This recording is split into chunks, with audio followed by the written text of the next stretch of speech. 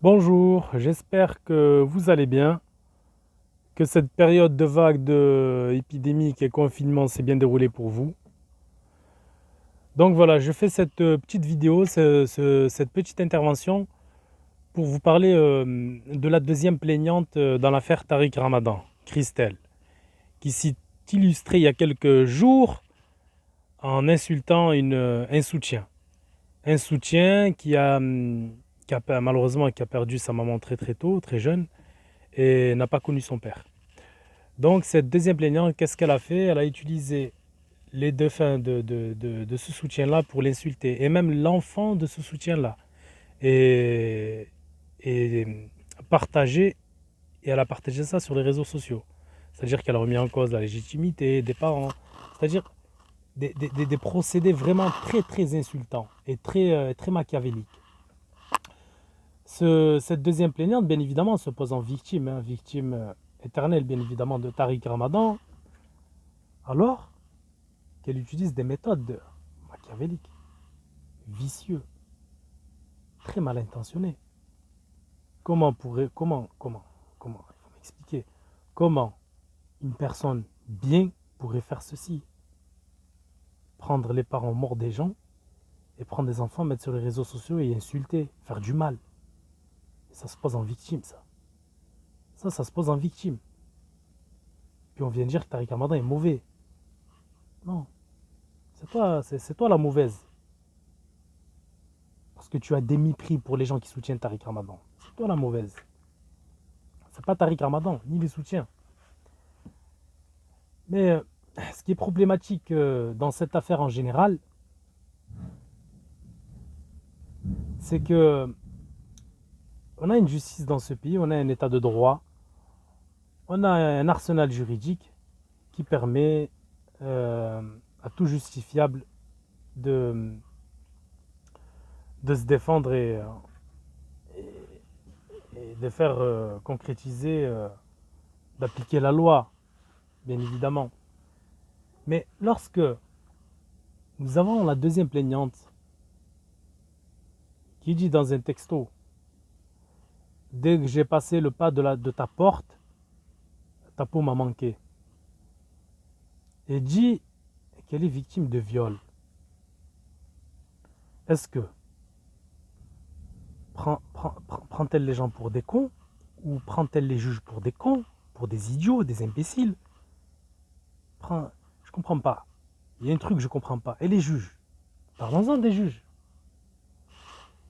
Les juges qui ignorent les conclusions de la brigade criminelle qui est innocente Tariq Ramadan.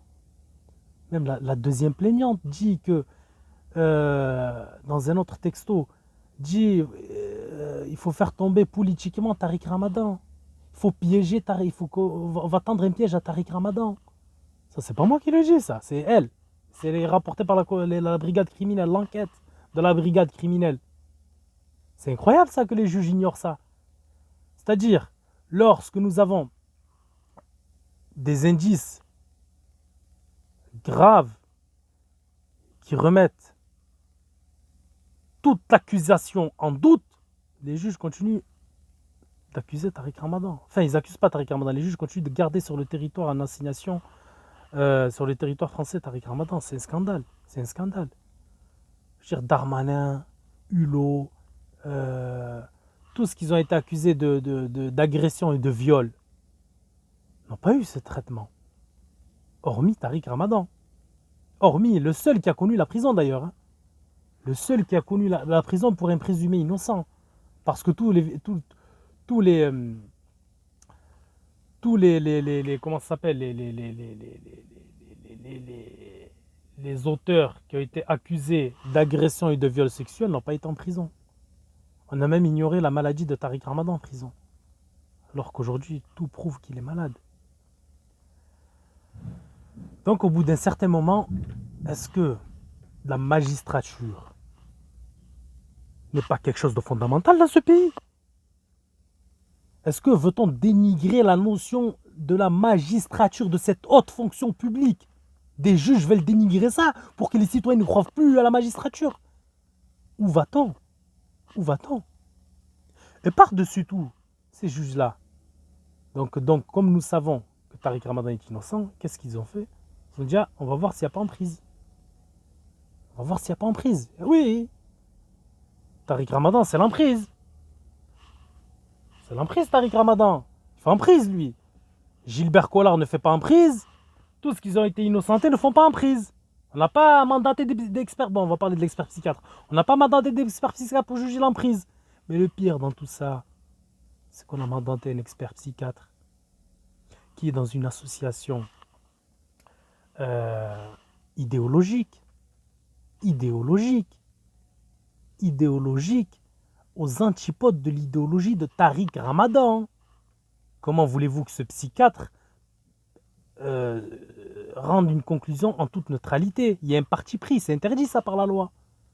C'est interdit ça de prendre quelqu'un, de juger l'emprise avec une personne qui a déjà un parti pris idéologique.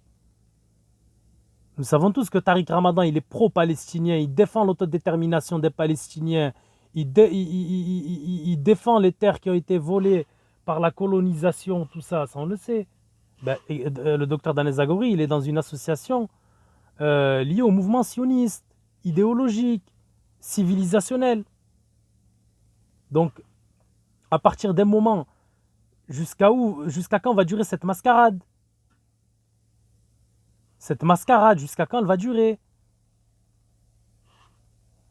Nous avons un docteur Daniel Zaghori qui il a le droit d'être dans où il veut. Attention, on ne remet pas en cause quoi que ce soit. Il a le droit d'être pour l'idéologie sioniste, tout ça. C'est tout à son honneur, il n'y a pas de problème. Mais Tariq Ramadan aussi a le droit pour l'être palestinien. Mais on ne peut pas demander à quelqu'un de juger une autre personne qui ont deux idéologies différentes et un parti pris d'avance. Ça s'appelle... Comment ça s'appelle? Un conflit d'intérêts. Tout simplement. Comme le conflit d'intérêts qu'il y a avec Big Pharma et les clowns que nous avons sur BFM TV qui dénigrent le professeur Didier Raoult. Parce que le professeur Didier Raoult leur a dit, il y a un médicament, il y a 50 ans qu'il existe, il faut l'utiliser. Ah, levée de bouclier. Non, pourquoi? Parce que Big Pharma, no money, no business avec la chloroquine. Ça va pas marcher. Nous avons un mensonge du gouvernement. Mais ça devient... C'est scandaleux, ça. C'est scandaleux. C'est avoir du sang sur les mains, ça. Nous avons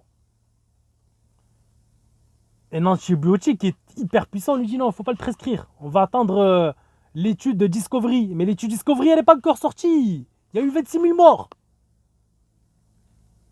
Et le pire, on dénigre... En fait, nous avons la pépite. Enfin, je fais un petit passage et un petit peu entre... Nous avons, pour vous dire l'imposture qui existe, nous avons une pépite, un effet soleil, une pépite qui rayonne à travers le monde, le meilleur de tous. Et nous avons des journalistes ou des lobbyistes qui dénigrent Big Pharma. Et ces gars-là, ils sont tous rémunérés par Big Pharma. Et le pire, il y a des personnes qui ont dénigré Didier Raoult et la chloroquine, mais lorsqu'ils se sont trouvés malades du Covid, ils ont appliqué la chloroquine pour eux. C'est-à-dire ils ont appliqué la chloroquine pour eux, parce qu'ils ont un réseau. Mais les autres, ils peuvent crever. On attend qu'ils viennent, on les intube. Bref, pour dire le scandale qui règne quand même, c'est pas croyable. C'est pas croyable. Oh, le scandale des masques. Les masques. Qu'est-ce qui se passe avec les masques? Mais ne mettez pas de masque. Si bête là, NJ, ne mettez pas de masque, il faut savoir mettre le masque.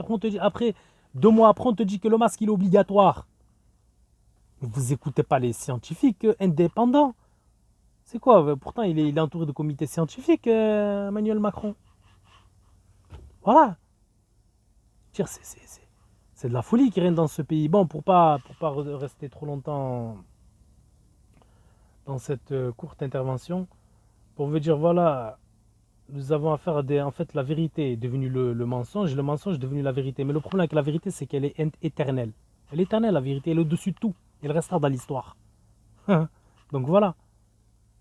C'est la même chose, ça va. La vérité, elle est éternelle.